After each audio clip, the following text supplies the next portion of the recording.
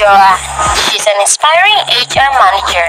Let's take a sneak peek of her preparing for the interview. And let's find out if she will be hired for a position at Kingston Fertilizer Incorporated.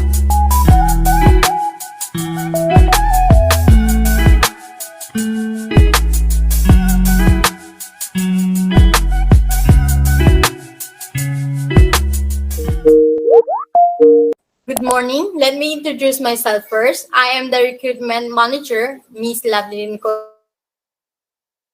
Romero. Welcome to your job interview. Let me just confirm, are you Miss Joan Arenas? Yes, ma'am. So we'll begin the interview with the HR director of our company, Miss Francisco. Good morning. I am Rachel Francisco, the HR Director of Kingstone Fertilizer Incorporated. Let us now proceed with your interview, Ms. Arenas. Can you tell me something about yourself and why would you make a good manager for our company? First and foremost, I have a track record for achieving company goals and objectives, and my sole aim while working for you will be to work hard to deliver on my targets. I am someone who is extremely passionate about my work, and I understand that the only way to be successful in this role is to put the hours in, work smart, and drive my team towards the end goal. If you hire me as your compensation and benefits manager, I believe you will be investing in a reliable, trustworthy, hardworking, and professional leader who is capable of solving difficult problems and also remaining calm under pressure while acting as a positive role model and representative for your organization. That's great. Thank you. And now, could you tell me what are your values as a company leader? I have five important values that I always adhere to as a company leader. These are that I will always act with honesty and integrity in everything I do. If the company leader cannot do this, his or her staff cannot be expected to do the same. The second value is to lead by example. This is especially important when holding meetings with your staff. The third value I abide by is accountability. I always work hard to achieve the company goals and objectives. The fourth value is continuous development and improvement, not only of myself but also of my staff. I feel it is important to be open to change and to also inspire your staff to be the best they can be. Finally, the fifth value is teamwork, as it is not possible to achieve your goals without others. Thank you, Joanne. What qualities and attributes make a good leader? I fully understand the qualities and attributes required to be both a good leader and also one that is successful. Perhaps the most important attribute is understanding the impact of your actions and your performance. Within the role will have an overall company performance. If you are not leading by example and also acting as a positive role model for the organization, I don't believe you can succeed. More notably, you have to take responsibility for everything that happens within the company. You have to be a great communicator because what you say and what you write can have a massive impact on your staff and on external stakeholders. You also have to inspire, motivate, and lead your team towards the company objectives and hold people accountable for their actions. Great. Thank you. How will you build a positive relationship with your staff? Specific areas I will focus on if I am successful in this role, which will ensure I build and maintain long lasting positive relations with my staff. These are standards, recognition, consistency. In respect of standards, it is important to set the bar high when you start and show your team you will only accept the highest standard possible. This is effectively leading by example. The second area, recognition, is all about giving your staff the opportunity to thrive in their role. And when they do achieve something of significance, you recognize it and you reward them. If staff feel valued and recognized, they will work effectively for you. Finally, it is absolutely vital within this type of managerial level role that you are consistent at all times. All staff must be treated consistently and fairly. I believe if you do these three things, you will be able to build positive relationships with your staff and you will empower them to achieve great things for the organization. Thank you for that answer, Joanne. What are your long-term goals and how do you plan to achieve them? My long-term goal are to stay with your organization in the position I am being interviewed for today. For me, this is the pinnacle and while I'm still enthusiastic and driven, I want to focus entirely on achieving your organizational objectives and bringing long-term success to the company. In terms of how I would achieve this would be done by building a strong and driven team around me who are all focused intently on the organizational aims and objectives. I would also build a strong culture within the organization that encourages innovation and recognizes hard work and professionalism. I plan to work for you for many years to come, and I would look forward to building a long lasting strategic vision for the organization that ensures you maintain your position as an industry leading organization. Great, thank you. So I'm interested to know why do you leave your last job? My last job was brilliant up until a point, so the length of time I stayed there was fantastic. I was learning and growing along the organization, but then I got to a point where I felt I wasn't personally growing and developing in the position. I basically reached my potential and I wanted a fresh and new challenge. I had a really good relationship with them and I'm very grateful for the experiences that I had while I was there. But it was the right time for me to move on and I left on really good terms.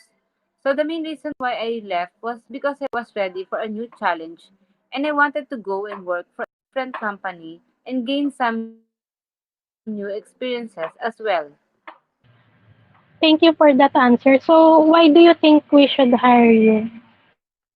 I believe you should hire me because not only I have the experience, skills, and the qualities that are a match for the job description, the experiences that I have gained means that I will get up and running in this role very quickly. That means you can leave me to get on with the things that can reduce the pressure on your department. I am a fast learner. I'm also very good working around with people and I understand the benefits of working in a diverse team. I feel that I am a great motivator, so I can get other people feel motivated about their work as well. I understand that I need to do my job to the right standard in order for your organization to be successful, and I will represent your company in a positive manner always. Well, we reached the end of the interview. Now, Joanne, do you have any question for us? Thank you very much. I have really enjoyed the process. I just have a couple of questions to ask if that's okay. Go ahead, Joanne. So, as I said earlier, I plan to stay with the company for a long period of time. I'm interested to hear what plans do you have for the business over the next 5 to 10 years.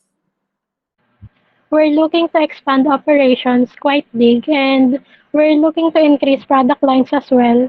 And we have a really big ambitious plans for the future. Excellent. So, my last question is what frustrated you about people who have held this position in the past? That's a brilliant question. So, as a company, we look for people that have a willingness to learn and have to drive to move forward, as Ms. Rachel mentioned. We're expanding operation at the moment and having the drive and willingness to learn is really important to us. Unfortunately, the previous employees have lacked ambition and drive to move forward with us. So that's what we're looking for candidates for the role. I know I would say this, but I'm very enthusiastic and ambitious. So I believe I could bridge that gap for your organization. I don't have any more questions. Thank you very much. It's been lovely interviewing you today and we'll be in touch with you very soon. Thank you. I'm looking forward to work with you and your Thank you. team. After a couple of days, Miss Romero emailed a job offer to Miss Arenas.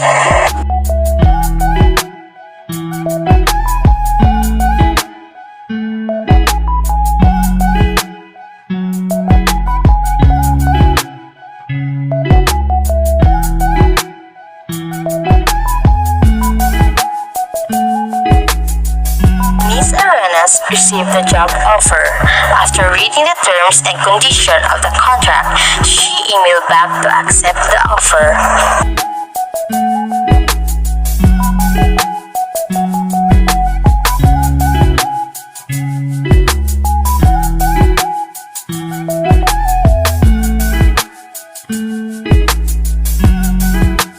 The HR Chief Officer, Mr. Luis, emailed the director and managers for the schedule of their meeting.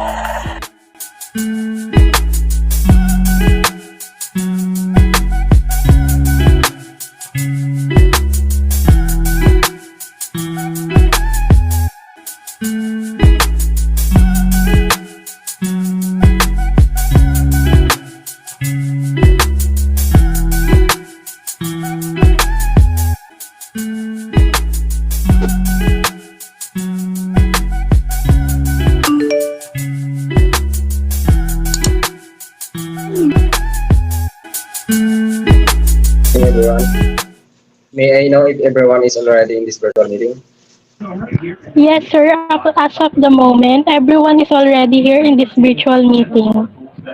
Right, good. But before we formally start our meeting, may I please introduce our new compensation and benefits manager, Ms. Arenas. Hi everyone, I'm Joanna Arenas, your new compensation and benefits manager. Pleased to meet you everyone. It's your first few weeks working with us, with Ms. Arenas. I thoroughly enjoyed working with my team. A very light-hearted atmosphere encouraged me to go to work every day, and I really like the versatility of being able to do a variety of tasks. That's good to hear, Ms. Arenas. Thank you all for attending. Let us start immediately. Good morning, everyone. Ms. Abrera is our minutes taker for the meeting, and Ms. Romero kindly present our PowerPoint presentation for our agenda today. Okay, Ms. Francisco, can we proceed to our first item on our agenda today? Sure can, sir. So the first item in our agenda is the drops in productivity. The matter arising in this item is the decrease of the productivity level of our employees in the you can see in the graph the numbers of product produced decrease every month, which greatly affects the revenue of our company. Does anyone have a suggestion how we can solve this problem? I would like to suggest, sir, that we give incentives to our employees who can hit our target number of products produced in a month so they will be motivated to work hard every day. That's a good idea, Ms. Abrera. So, Ms. Arenas, how much do you think we should give as incentive to our employee? I will review our budget, sir, but I would suggest to give 1,000 pesos each employee who can hit our target number of products. We will include it in their payroll. Great, Ms. Arenas. The second item in our agenda is low employee retention. The matter arising in this item is the retention rate is low and the employee turnover is high. We previously review our record about the exit interview I conduct with our employees who are resigning to know the reason why they want to quit. As you can see in the graph, 35% of those employees choose the lack of career advancements as the reason for leaving our company. May I suggest to create more in-role growth opportunities so they can advance more quickly. For instance, you can stratify entry-level position into 6 positions instead of 2 or 3. This way, our employees can advance by a level every year. Rather than having to wait 2 or 3 years, pay raises and new titles do not necessarily need to accompany each role level.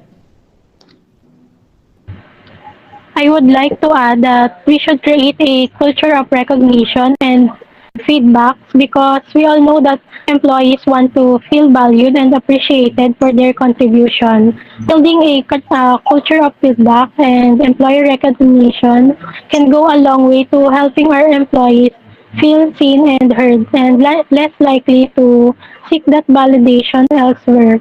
So we should come up with a way of how we can build that culture of recognition and feedback.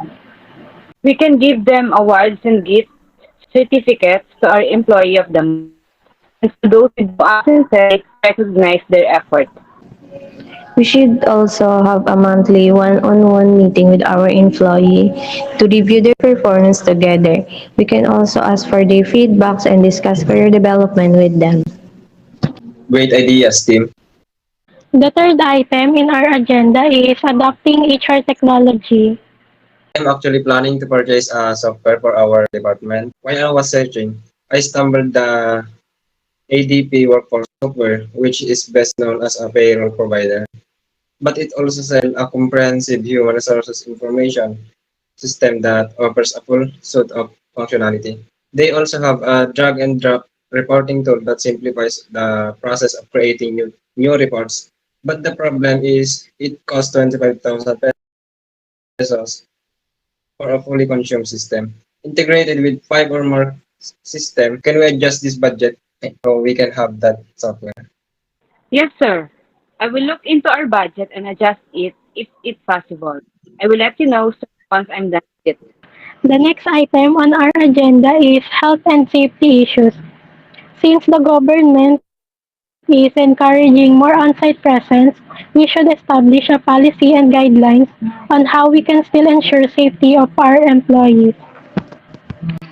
I would suggest that we should have a vaccination drive of booster to our employees to strengthen their immunity to the virus. With that, we can prevent them from having COVID-19. We should also strictly implement wearing face masks at all time and advise our security personnel to not anyone enter our premise without face masks. Great. I'll discuss it with the finance department for the procurement of boosters for our employees. Let's move on to the next agenda, Ms. Francisco. The last item on our agenda is the training and development strategies. What are your plans on this, Ms. Abrera? I would like to develop competency training to upskill our employees. The first strategy I like to adopt is job rotation. In this upskilling strategy, employees rotate between different jobs at the same organization to gain new experience and skills. At the end of this training, the employees can return to their original role with rich experience or growth into a What new role. benefits do you think we could have from that strategy? Benefits of job rotation includes upgraded knowledge and skills. Cross-trained worker will be able to fill in for different roles at short notice. Stronger relationship between employees in the different departments and a greater appreciation by all of the challenges everyone faces at work. Great. Give me a proposal on that and I'll review it. Yes, sir. I will come up with different strategies we can also adapt. If no one else has anything to add, everyone, okay, then I'll wrap this up. Before we end, let me just summarize the main points that have discussed, which are the successful planning on adopting the HR technology and solutions for productivity, retention, and safety issues for use of our company in the next coming months. Okay. Thank you for your participation today. And I now declare the meeting is adjourned.